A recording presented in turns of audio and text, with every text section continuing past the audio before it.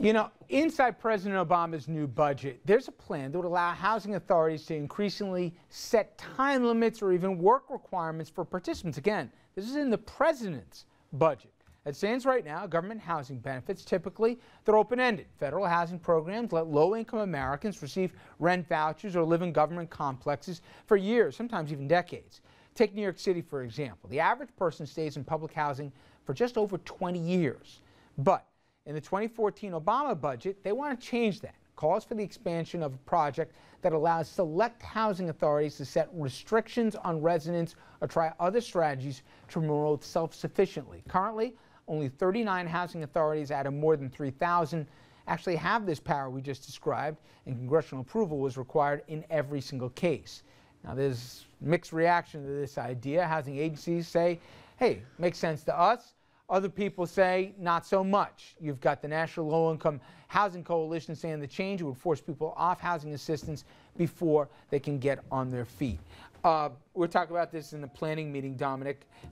Your perspective on this? Well, I think I bring a unique perspective because I grew up in the Patterson housing projects in the South Bronx, also the Throgs Necks housing projects in the Bronx. And call it tough love if you want, but I agree with the Obama administration. I'm from the school of Senator Pat Moynihan. I knew him when he was alive. Of course, the Moynihan report that caused so much controversy, in which he basically said, and I'm paraphrasing, that welfare was a bad thing, in particular for the black community, and it ran away black men and so on. I'm in the projects. I see Brodsky having a heart attack over there. I said I was paraphrasing. That's what my words were. I mean, I don't know if he's going to quote Moynihan, but my point is this. I watch, they're changing things now in the Throgs Neck houses, where young black and Latino men are required to do community service if you live there. And I think that's a good thing. Because all of us that own homes or whatever, we do community service. It's not called that, but with our own properties and so on. What's wrong with taking care of your own community? And so there's a long line of people that are waiting for housing. You have to, I know generations and generations, people that have died, and the only thing they can will to their children is an apartment in the projects. And I think that's disgusting. But will making them get out after a certain time make it better or worse? Better, hopefully. Tough love. You can't stay here forever. You can't just will this apartment, this low-income apartment, to your child and just keep it in your family.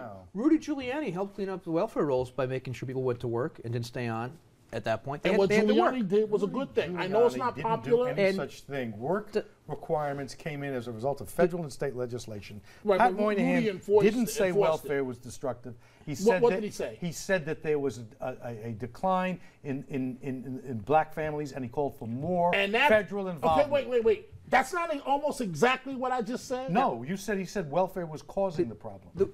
The thing that Dominic touched on, though, too, I think is even a bigger issue, not just the timing any individual has, the generational issues. The generational issues we have in society. When it goes from one generation to another, and they look up at mom and dad, and they see the support they get from the government, and they say, hey, I can do the same thing. A public housing apartment cannot be willed to the next generation. I'm talking about... It's been happening, Richard. But you also, when workfare came in as a result of what happened in Congress, and in the state, thank you very much. Do you know I know young people that won't get food stamps now, Richard, because they have to do workfare?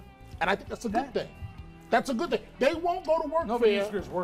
They won't go to work fair because they got to get out Ronald there. Reagan and ketchup as a vegetable. There are people like that, and it ought not to be continued, and they ought to be stopped, and you're not wrong, but to make that statement as though that's the system, as to make this, it's not the system, it's not, most people in those housing projects need the support. The trick on workfare is to make sure